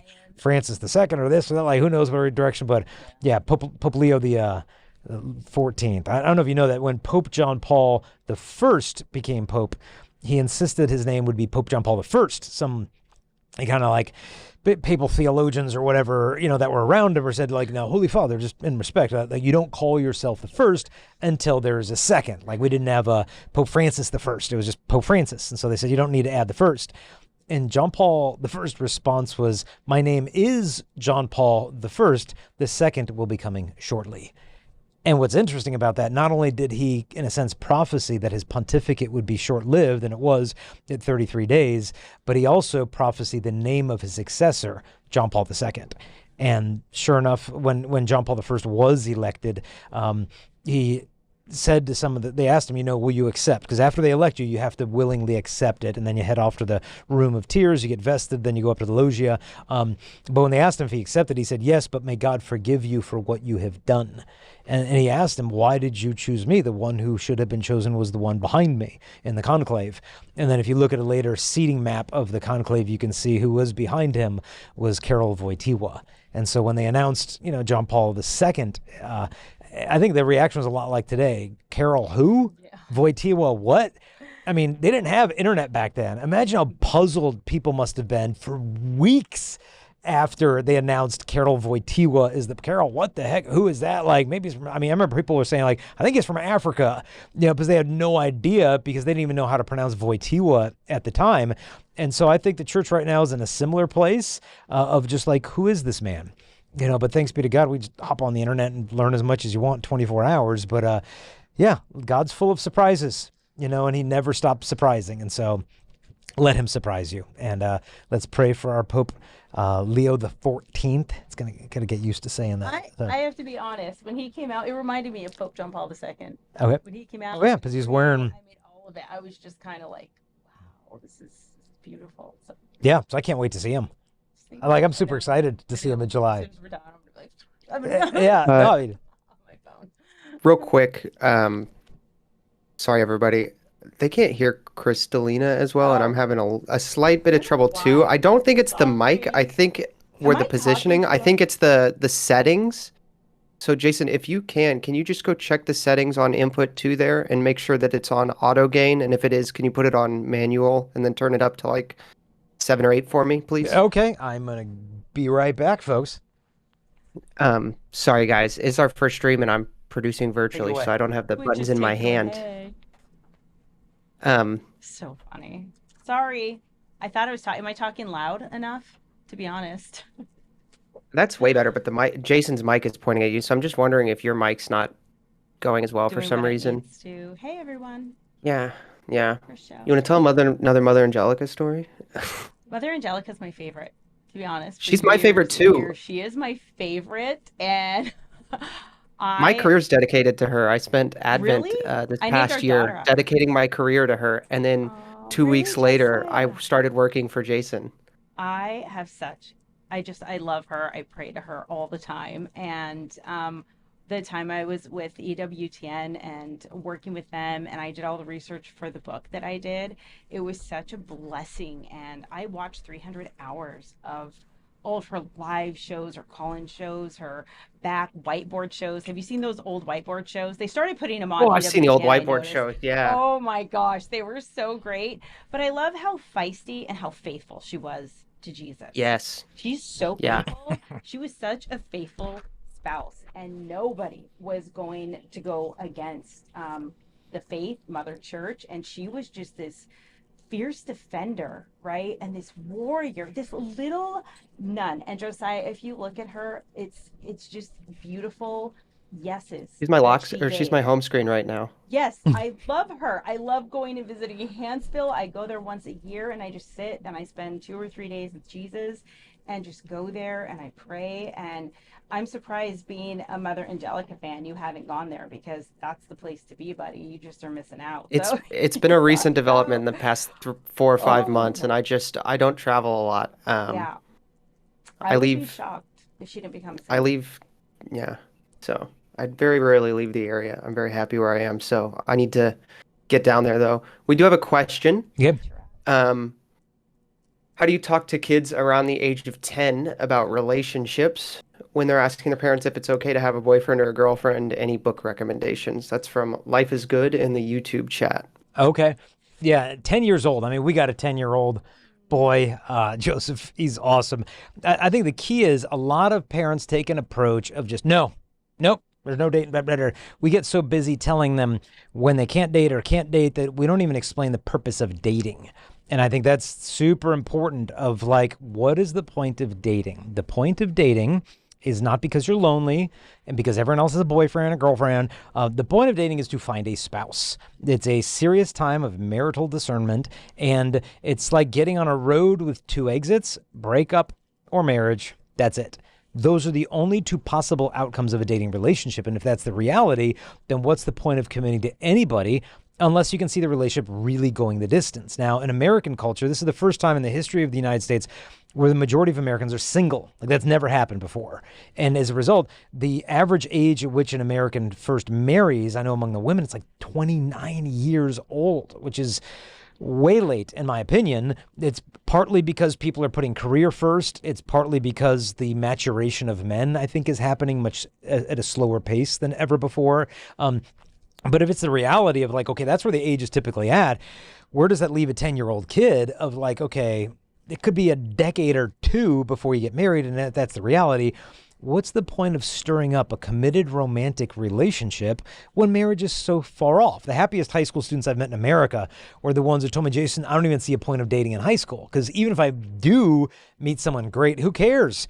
You know, they're going to go to Benedictine next year. I'm going to go to Franciscan University. And then I've got, some long distance 4-year relationship while they're meeting thousands of people out in Kansas. And then they're going to get a job in Austin and I get a job in Portland. Like, what's the point? Like, there really is no point. And so that's why I would say, make sure you explain to them right now, there's such an important season in your life of singleness, of learning how to relate to the opposite sex as friends.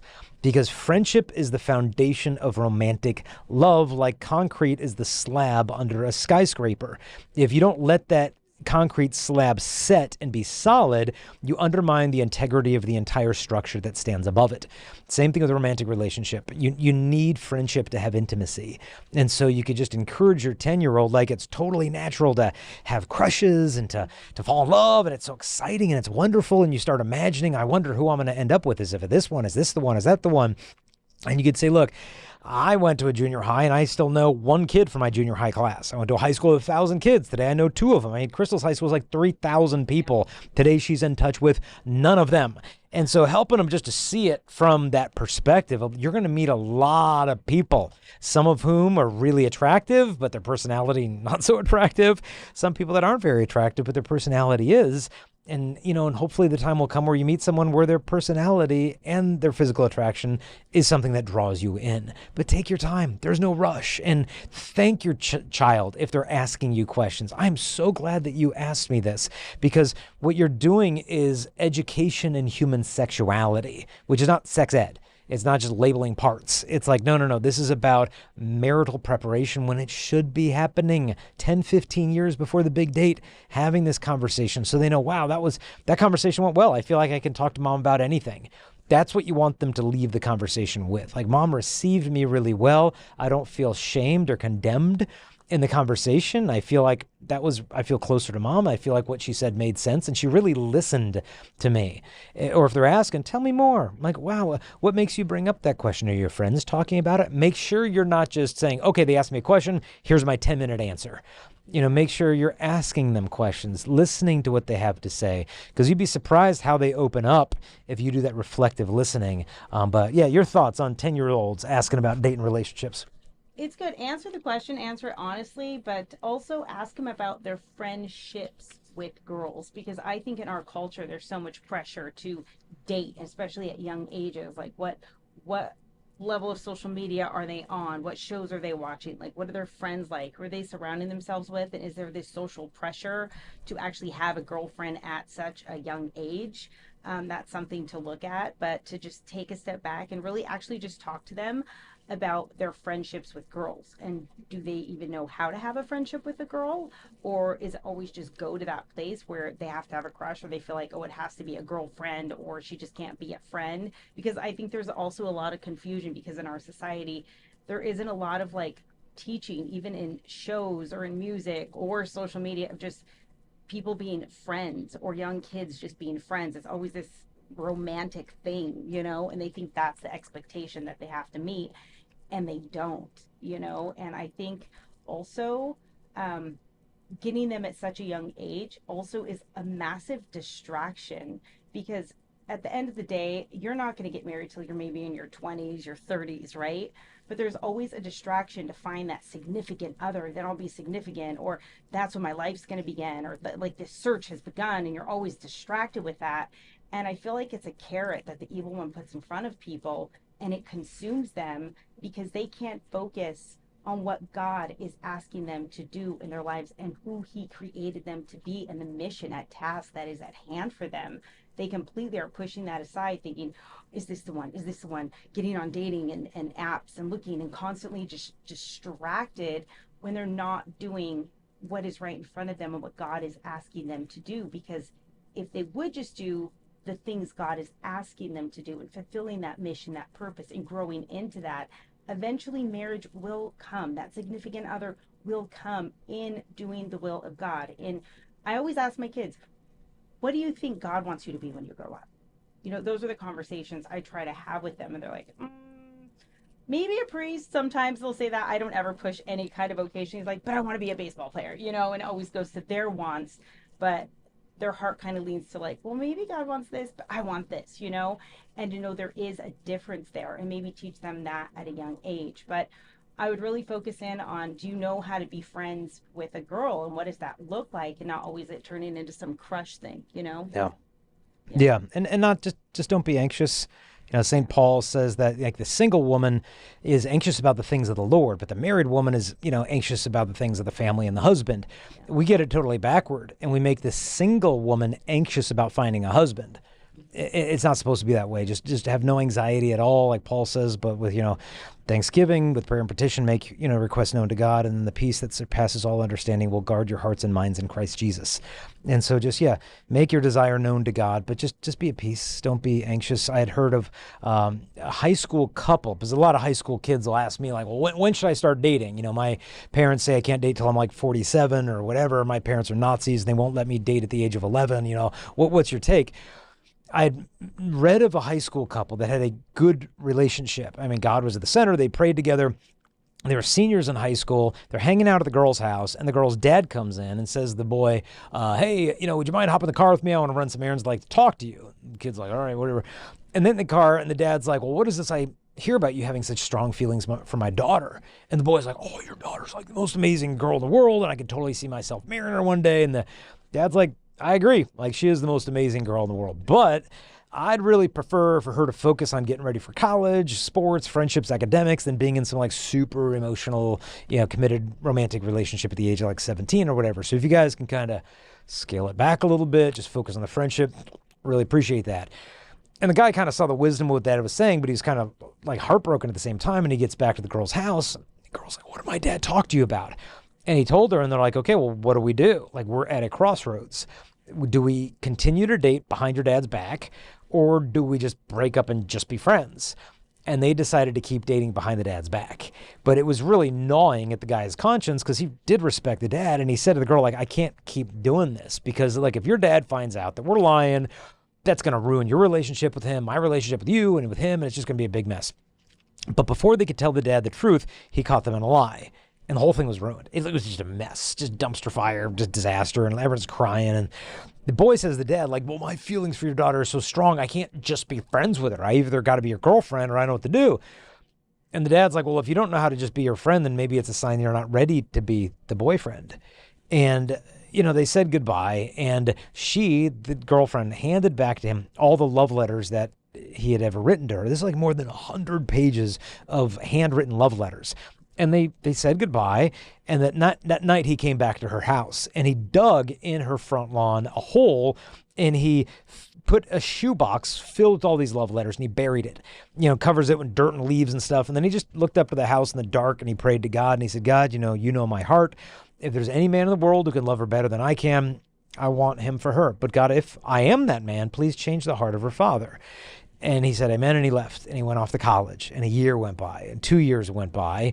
And then he gets a phone and it's the girl's dad. And the dad's like, hi, son, do you remember me? And the guy's like, yeah, I remember you. And the dad's like, I'll never forget the mark that you left on my family, that as much as my daughter meant to you, you let go of her to trust that I only wanted what was best from her. And you stood by your word these 2 years. I know that took a lot of grit and character, and I honor that. And I know my daughter, if you'd want, it'd be thrilled to date you. She's more than ready. And he's thrilled. He called the girl back up and they started dating. They dated for about a year and a half. And on Christmas morning, he had a little gift to give her. And it was a box. And she thought, oh, it's an engagement ring. And she opens it up and it says red maple tree. And she's like, thanks for the tree. And he's like, yeah, I thought you'd like a tree.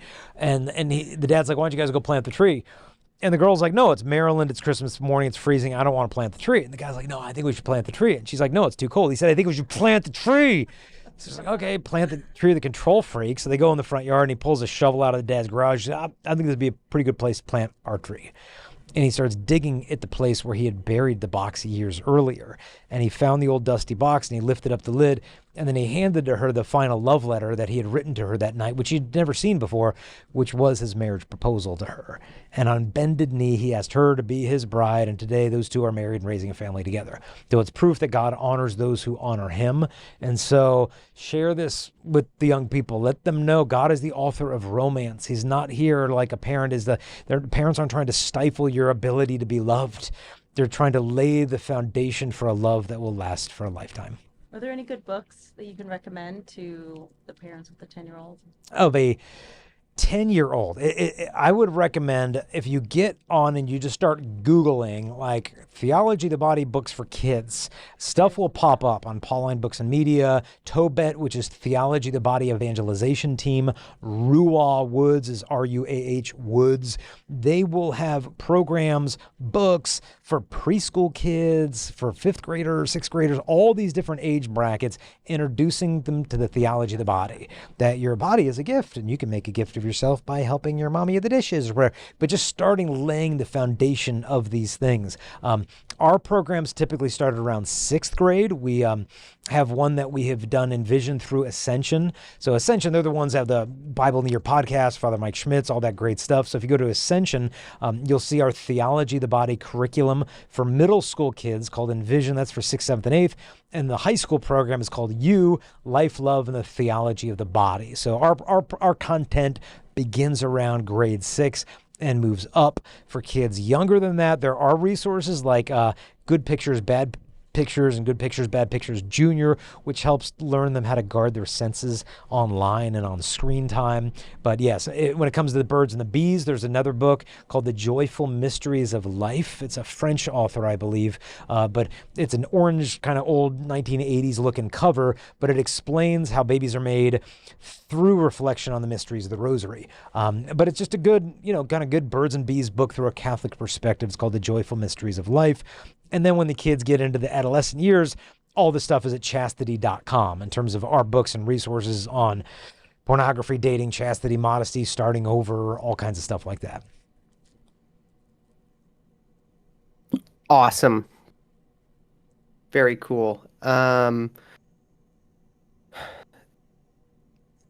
We have a question here from the Discord chat. It says, when is a long distance relationship be worth it? When would a long distance relationship be worth it, in your opinion?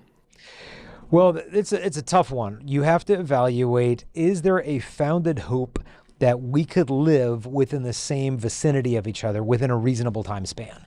That's something you really got to ask. Because if you meet someone on some Catholic, dating app and they looks great and they've got the same values you do and they live in Abu Dhabi, and you're in Manhattan, Kansas or whatever, it's like, okay, they can't move, I can't move.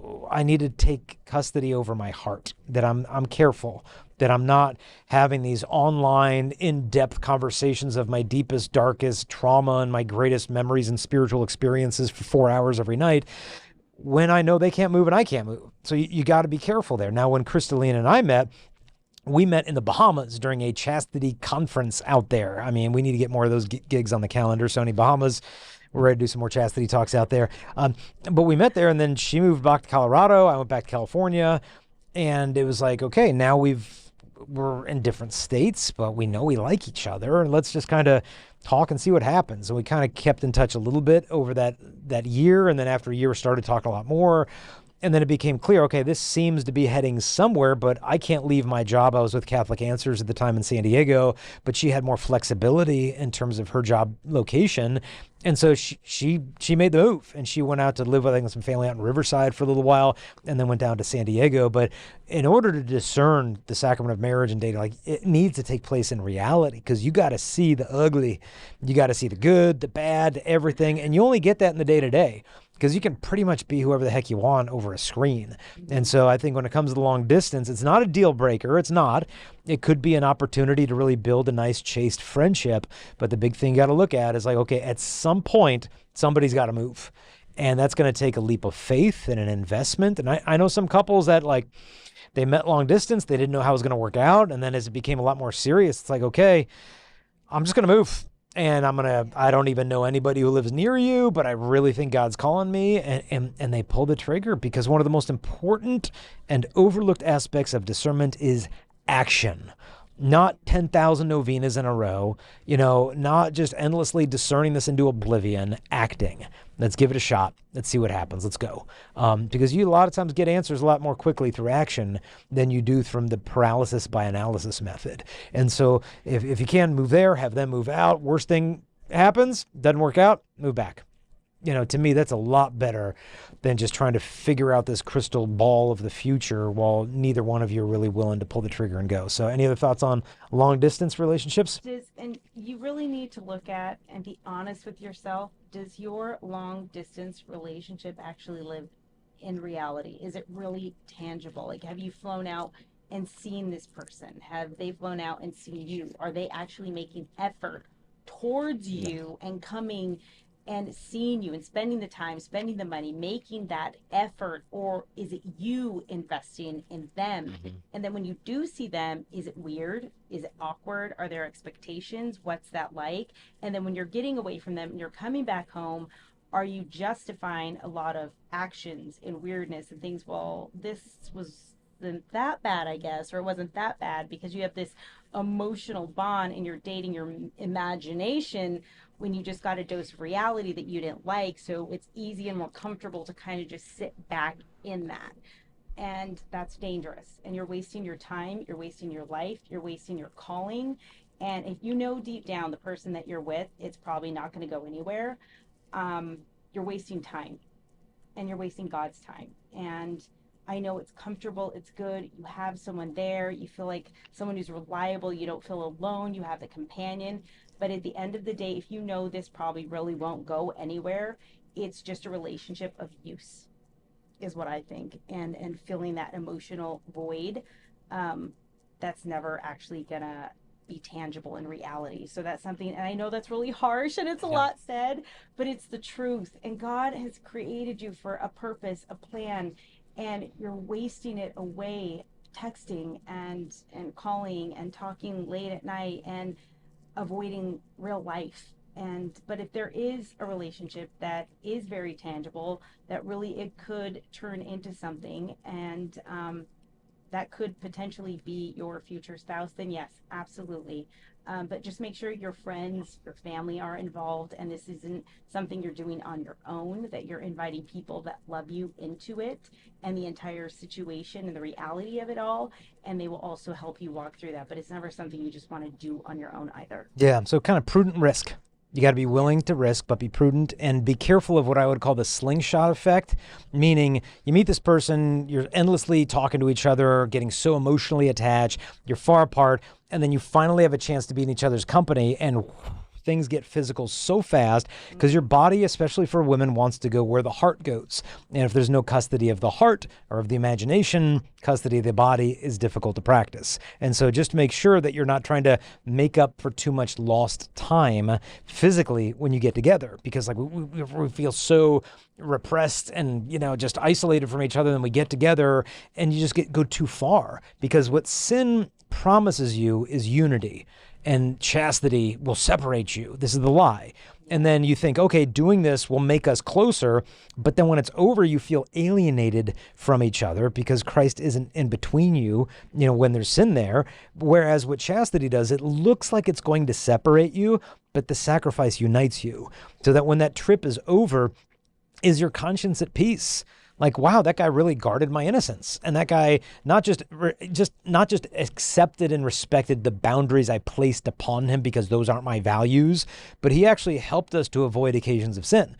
And I actually feel closer to God after hanging out with this person. Like, wow, this could really go the distance, versus like, oh, I'm going a little too far. We need to have a conversation. I'm sorry things went that far. I'm sorry too. Next time we'll try to do better. And sometimes it's not to say, okay, well, that relationship can't be God's will for you. Well, no, maybe it could be God's will for you, but you're going to have to make some extra exerted effort to practice chastity with this person, that they're not just waiting for you, they're waiting with you, that you're fighting for your chastity together, instead of every date ends up on a wrestling match in the couch with a bunch of apologies the next day.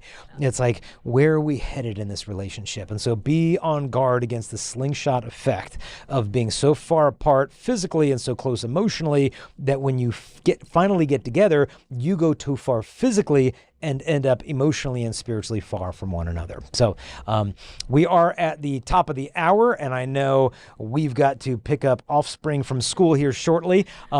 And so we will be doing these things regularly. Keep in touch with us through Instagram, through our email lists, through social media, through X. We'll be announcing, hey, next show's coming up this day, that day. Send in your questions in advance. Call in. We want to hear your voices, and we'll be more than happy to answer the questions. If we mentioned you want to come with us to Italy or Switzerland on the upcoming hikes, just go to jp2trails.com.